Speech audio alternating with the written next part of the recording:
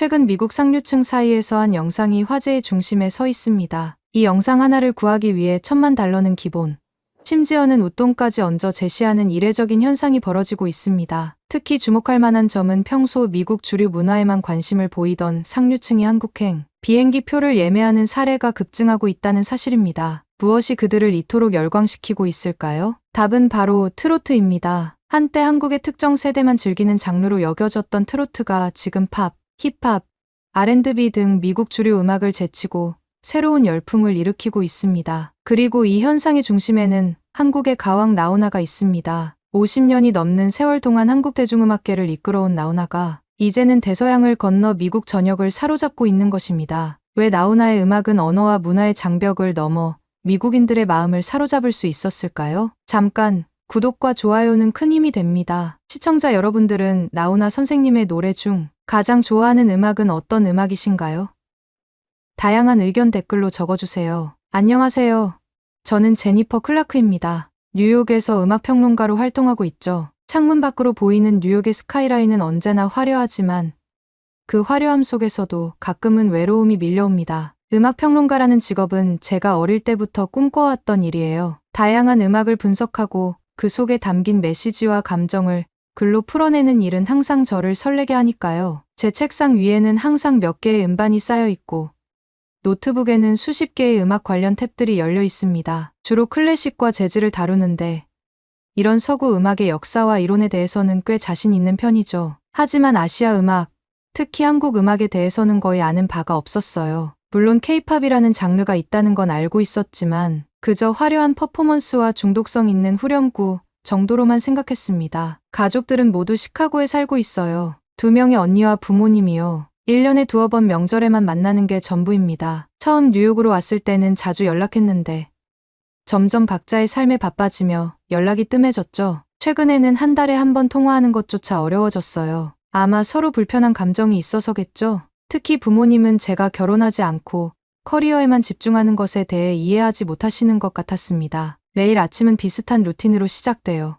6시 30분에 일어나 간단한 요가로 몸을 풀고 블랙커피 한 잔과 함께 그날의 리뷰할 음반을 선정합니다. 최근에는 현대 재즈 피아니스트의 신보를 집중적으로 듣고 있었죠. 복잡한 화성과 불규칙한 리듬 속에서 숨겨진 패턴을 찾아내는 일이 마치 퍼즐을 푸는 것처럼 즐거웠습니다. 하지만 가끔은 이런 분석적인 청취가 지루하게 느껴질 때도 있어요. 음악이 단순히 분석의 대상이 아니라 감정을 전달하는 매개체라는 사실을 잊게 될 때가 있거든요. 그럴 때면 무작정 유튜브를 켜고 알고리즘이 추천하는 음악을 듣곤 했습니다. 그냥 맡겨버리는 거죠. 전문가로서는 부끄러운 일이지만 가끔은 그렇게 통제를 포기하고 나를 맡기는 것도 필요하다고 생각해요. 저녁이면 홀로 와인 한 잔과 함께 창밖을 바라보며 생각에 잠기는 시간을 갖곤 합니다. 화려한 도시 불빛 속에서도 외로움은 더욱 짙어지는 법이죠. 때로는 이런 감정이 그래도 묻어나 독자들이 제니퍼의 글에는 항상 외로움이 배어있다고 평하기도 했어요. 그게 제 글의 특징이라면 특징이겠지만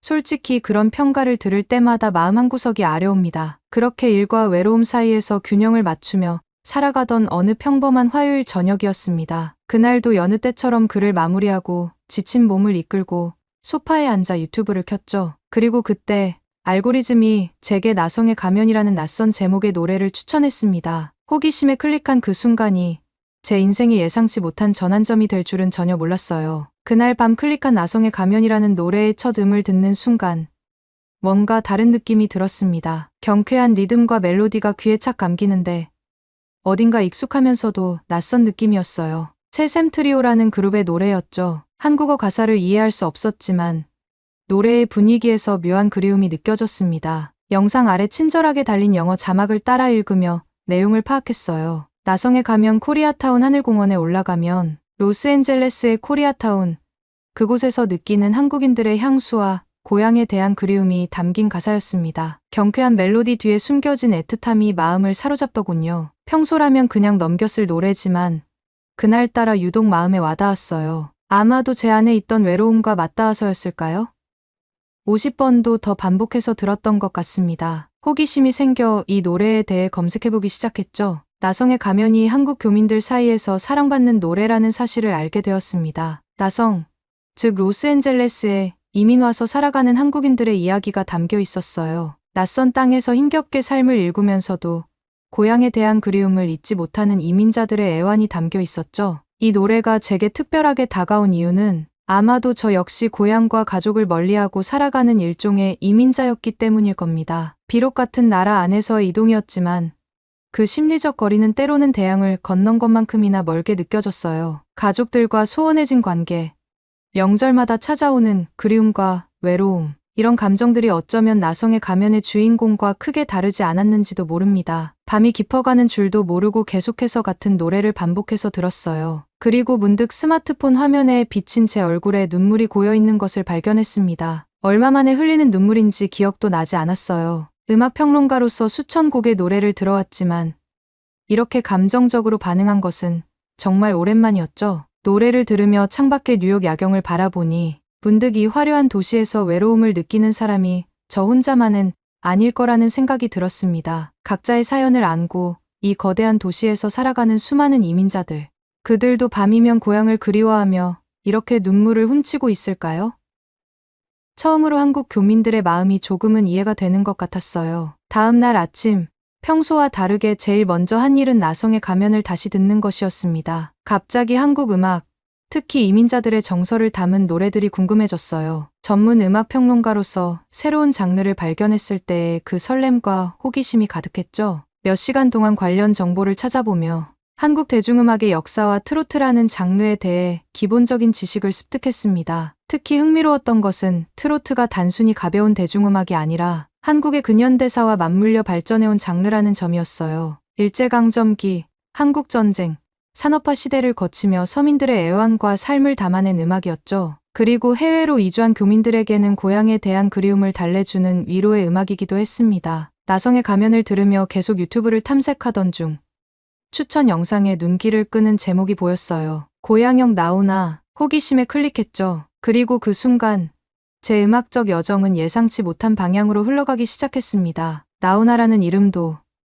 그의 음악도 그때까지는 전혀 몰랐지만 곧 제 삶에 깊은 영향을 미치게 될 줄은 상상도 못했어요. 고향역의 첫 소절이 흘러나오는 순간 온몸의 전율이 일었습니다. 나훈아라는 가수의 목소리에는 뭔가 특별한 힘이 있었어요. 트로트라는 장르에 대한 선입견으로 처음에는 별 기대 없이 클릭했는데 그의 목소리에 담긴 깊은 감성과 호소력이 저를 사로잡았습니다. 한국어를 이해하지 못했지만 다행히 영어 자막이 있어 가사의 의미를 파악할 수 있었죠. 고향역에 기차가 떠나가고 하얀 손수건 흔들며 울던 그날, 단순한 가사 같지만 그 안에 담긴 그리움과 상실의 감정은 국적과 언어를 초월해 제 가슴을 울렸어요. 나훈아의 목소리에서는 노래의 너머의 무언가가 느껴졌습니다. 아마도 오랜 세월 동안 쌓인 삶의 무게와 깊은 감성이었을까요?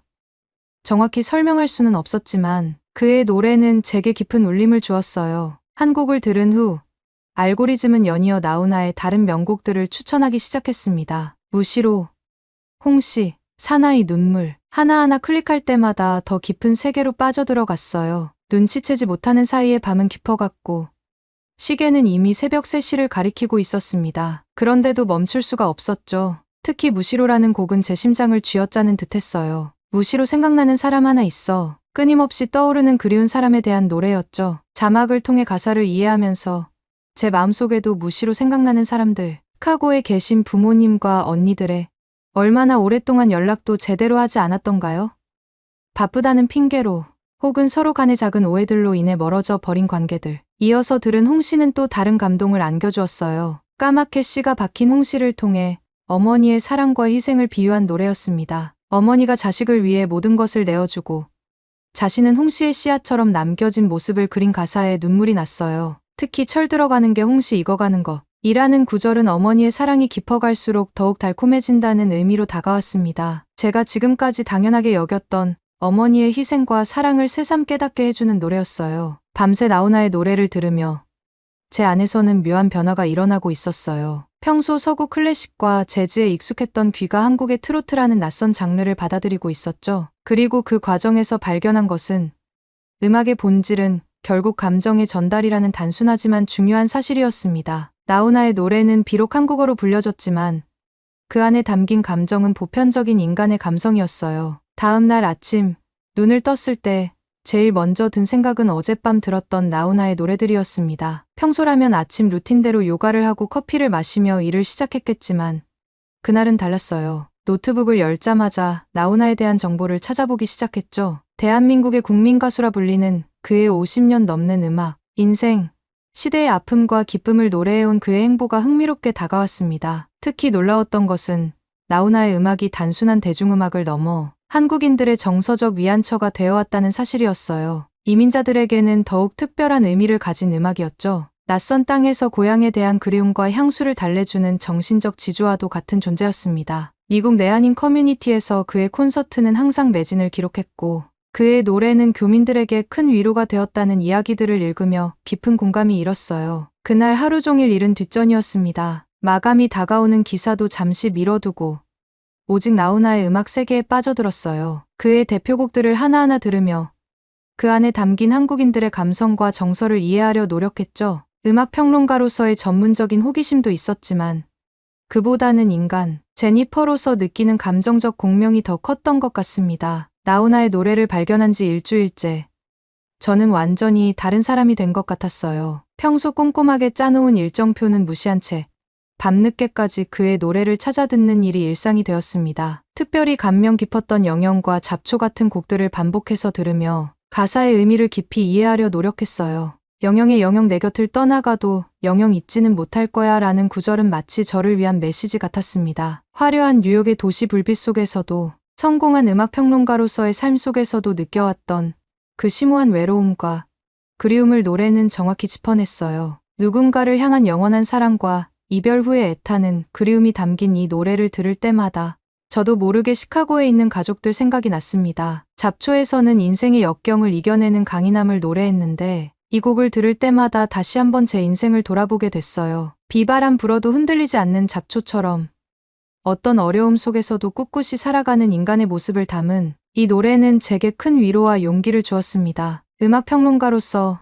험난한 뉴욕 생활을 시작했던 초기의 고단함이 떠오르더군요. 특히 놀라웠던 것은 물레방아 인생이라는 곡이었습니다. 끊임없이 돌아가는 물레방아처럼 인생의 굴곡과 세월의 흐름을 노래한 이 곡은 제게 깊은 통찰을 주었어요. 인생은 결국 계속해서 돌아가는 물레방아와 같아서 기쁨과 슬픔이 번갈아 찾아오지만 그것이 모두 삶의 일부라는 메시지였죠. 항상 앞만 보고 달려온 제게 잠시 멈춰 서서 인생의 흐름을 바라보는 여유를 가르쳐준 노래였습니다. 어느 날 오후 갈무리를 듣다가 문득 깨달음을 얻었어요. 이 노래는 지나간 시간과 추억을 아름답게 정리하는 내용을 담고 있었는데 그동안 저도 모르게 제 과거와 감정을 제대로 정리하지 못하고 살아왔던 스스로의 모습이 투영되어 보였습니다. 음악평론가로서 타인의 음악에 담긴 감정은 예리하게 분석하면서도 정작 제 자신의 감정은 제대로 들여다보지 않았던 거죠. 또한 한국의 대중음악 역사에 대해서도 더 깊이 알아보기 시작했어요. 나훈아가 한국 현대사의 굴곡과 함께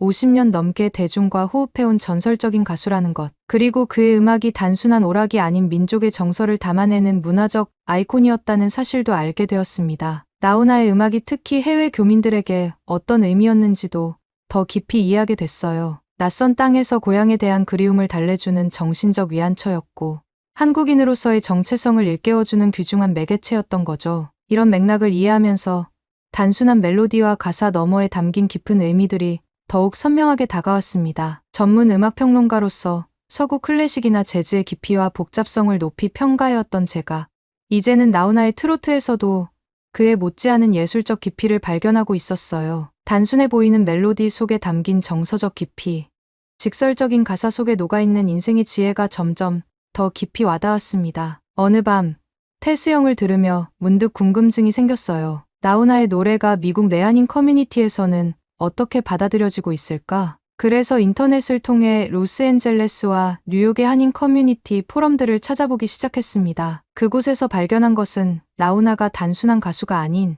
해외 교민들의 정신적 지주와도 같은 존재라는 사실이었어요. 한 교민은 이렇게 적었더군요. 이민 초기, 언어도 통하지 않고 문화적 차이로 힘들 때마다 나훈아의 노래를 들으며 눈물로 밤을 지새웠습니다. 그의 노래는 제게 고향 그 자체였습니다. 또 다른 분은 자녀들에게 한국인의 정서를 가르치기 위해 나훈아의 노래를 들려줍니다. 음악을 통해 그들도 자신의 뿌리를 느끼게 하고 싶어요 라고 썼어요. 이런 글들을 읽으며 제 안에서는 묘한 공감대가 형성되었습니다. 비록 저는 한국인도 아니고 이민자도 아니지만 고향과 가족에 대한 그리움, 자신의 정체성에 대한 고민은 인간이라면 누구나 공감할 수 있는 보편적인 감정이라는 걸 깨달았어요. 그리고 그 감정을 이토록 아름답게 노래로 표현할 수 있다는 것이 놀랍고 감동적이었습니다. 나훈아의 노래를 계속해서 들으며 깊은 생각에 잠겼습니다. 음악평론가로서 저는 항상 객관적이고 분석적인 접근을 중요시해왔어요. 하지만 이번엔 달랐죠. 나훈아의 노래는 제 개인적인 삶과 감정에 너무나 깊이 파고들었습니다. 특히 홍시를 들을 때마다 어머니에 대한 그리움이 밀려와 가슴이 저려왔어요. 어머니는 항상 저를 위해 모든 것을 희생하셨죠. 제가 음악평론가의 꿈을 좇아 뉴욕으로 떠날 때도 반대하시던 아버지를 설득하신 분은 어머니였습니다. 제니퍼의 길을 존중해줘요 라고 말씀하시며 제 편을 들어주셨던 기억이 선명해요. 그런데 저는 어떤가요? 바쁘다는 핑계로 명절에도 찾아뵙지 않았고 전화 한 통 제대로 하지 않았습니다. 무시로를 들으며 제 핸드폰을 바라봤어요. 마지막으로 가족들과 통화한 게 언제였는지 기억조차 나지 않았습니다. 나훈아의 노랫말처럼 무시로 생각나는 가족들이었지만 실제 행동으로는 그 마음을 전혀 표현하지 않았던 거죠. 음악을 통해 낯선 문화의 감성은 이해하면서도 정작 제 가족과의 소통은 단절되어 있었다는 모순이 갑자기 너무나 선명하게 다가왔어요. 새벽 2시, 충동적으로 어머니에게 전화를 걸었습니다. 시카고는 1시간 차이가 나니 아직 자정이었을 테지만 더 이상 미룰 수 없다는 강한 충동이 들었어요. 전화벨이 3번 울리고 어머니의 목소리가 들려왔습니다. 제니퍼, 무슨 일이야? 이 시간에? 그 순간 참았던 눈물이 터져 나왔어요. 엄마, 그냥 보고 싶어서요. 어린아이처럼 흐느끼는 제 모습이 낯설었지만 더 이상 감정을 억누를 수 없었습니다. 어머니는 잠시 말없이 제 울음소리를 들으시더니 이내 따뜻한 목소리로 말씀하셨어요. 괜찮아.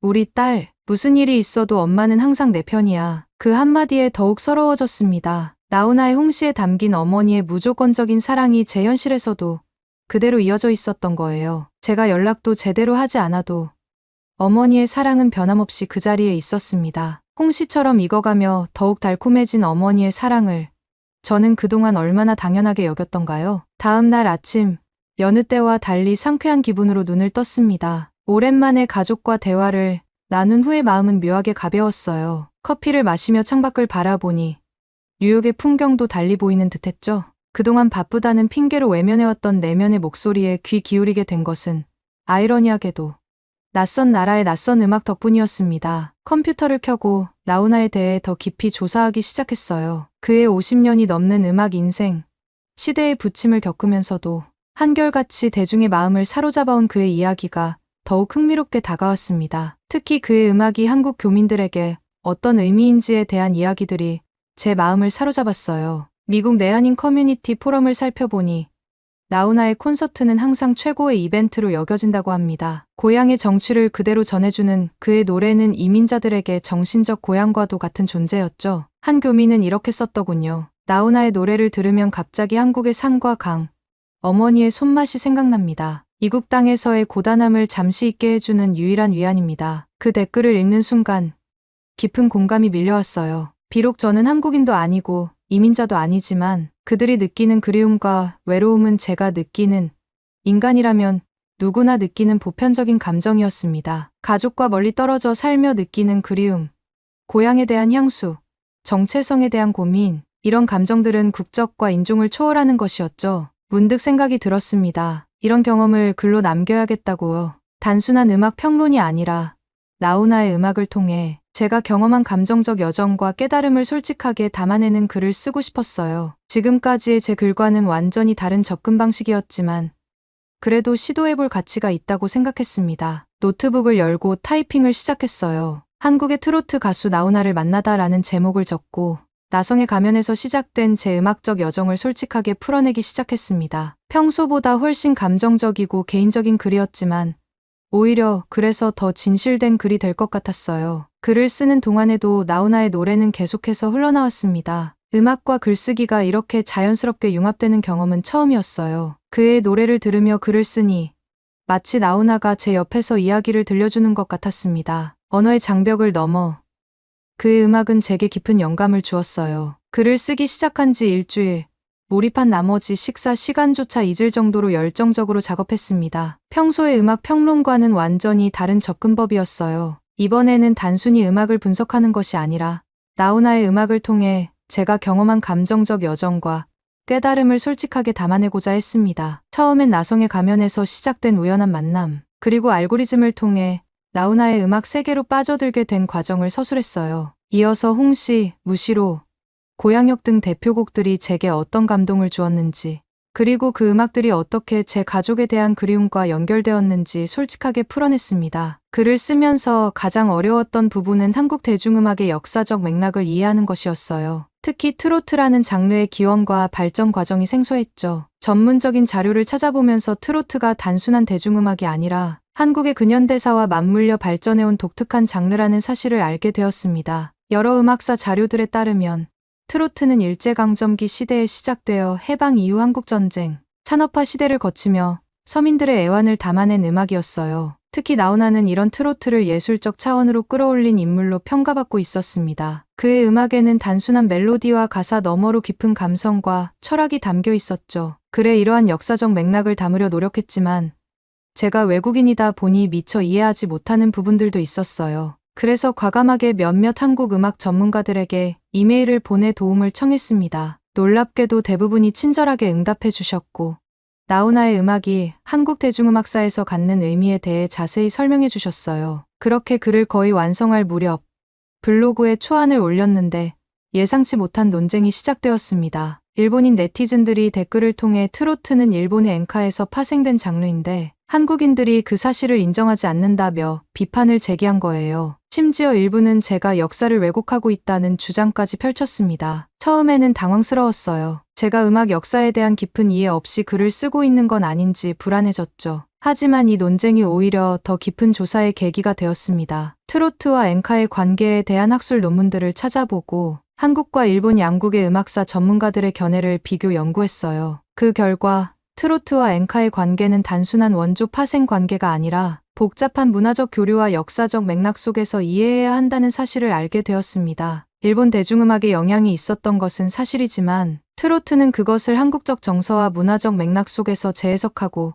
독자적으로 발전시킨 장르였어요. 특히 나훈아는 이런 트로트의 전통을 계승하면서도 자신만의 독창적인 음악 세계를 구축한 인물이었죠. 그의 음악에는 일본 엔카에서는 찾아볼 수 없는 한국적 정서와 역사의식이 깊이 담겨 있었습니다. 사나이 눈물, 잡초 같은 곡들은 표면적으로는 개인의 감정을 노래하지만 그 이면에는 시대의 아픔과 서민들의 삶이 녹아 있었어요. 이러한 내용을 글에 추가하면서 저는 음악이 단순한 소리의 배열이 아니라 한 문화의 역사와 정체성을 담는 그릇이라는 사실을 다시 한번 깨달았습니다. 그리고 문화적 영향 관계를 논할 때는 단순한 이분법적 사고가 아니라 보다 복합적이고 다층적인 이해가 필요하다는 점도요.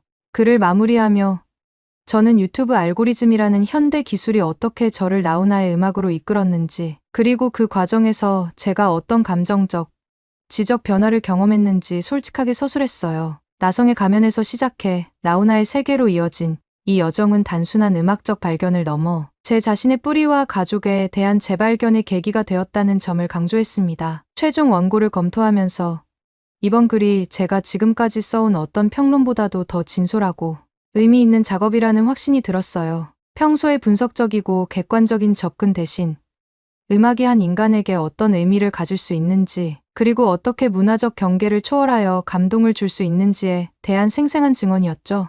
한국의 트로트 가수 나훈아를 만나다 알고리즘이 연결해준 예상치 못한 음악적 여정이라는 제목으로 최종 원고를 편집장에게 보냈습니다. 보내고 나서 마음이 조금 불안했어요. 이렇게 개인적이고 감정적인 글이 과연 음악 전문 매체에 실릴 수 있을지, 또 독자들은 어떻게 받아들일지 걱정되었으니까요. 다음 날 아침, 편집장으로부터 이메일이 도착했습니다. 제니퍼, 이건 단순한 음악 평론이 아니라 문화적 경계를 허물어버린 감동적인 에세이야. 다음 후 표지 특집으로 실을게. 그 말을 읽는 순간 가슴이 벅차올랐습니다. 음악 평론가로서 저희 새로운 도전이 인정받는 순간이었어요. 편집장은 더 나아가 제 글을 바탕으로 한 유튜브 영상 에세이도 제작하자고 제안했습니다. 나훈아의 노래들을 배경음악으로 사용하고 제가 직접 나레이션을 맡는 형식이었죠. 처음에는 망설였지만 이 경험을 더 많은 사람들과 나누고 싶다는 마음에 수락했습니다. 글쓰기를 넘어 또 다른 도전이 시작되는 순간이었어요. 제 글이 발표된 날,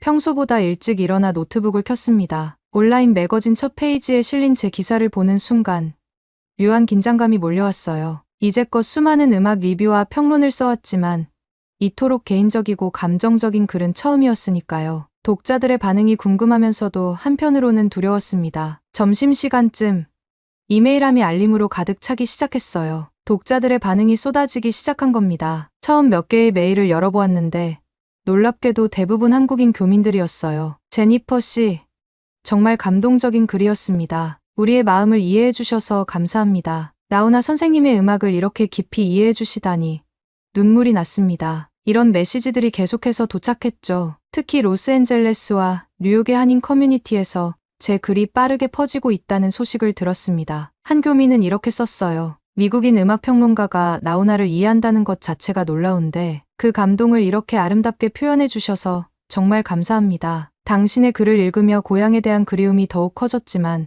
동시에 위로도 받았습니다. 편집장으로부터 긴급 전화가 왔어요. 제니퍼, 너희 기사가 엄청난 반응을 얻고 있어. 사이트 트래픽이 평소의 3배야. 특히 한인 커뮤니티에서 폭발적인 관심을 보이고 있어. 그리고 덧붙이더군요. 유튜브 채널에서 내 글을 바탕으로 비디오 에세이를 만들면 어떨까? 나훈아의 음악을 배경으로 내가 직접 나레이션을 해줘. 처음에는 망설였지만 결국 수락했습니다. 비디오 에세이를 준비하면서 나훈아의 대표곡들을 배경으로 제 글을 낭독하는 작업은 또 다른 감동을 가져다 주었어요. 홍씨의 선율이 흐르는 동안 어머니에 대한 그리움을 이야기하고 무시로가 흐를 때는 가족과의 재회에 대한 내용을 녹음했습니다. 비디오가 공개된 지 이틀 만에 조회수가 50만을 넘었어요. 댓글란은 감사와 공감의 메시지로 가득 찼습니다. 한국어로 된 댓글이 대부분이었지만 번역기를 통해 읽어보니 대부분 우리의 마음을 알아준 첫 외국인 평론가라며 감사를 표하는 내용이었죠. 심지어 일부 댓글은 제니퍼 씨 덕분에 자녀들에게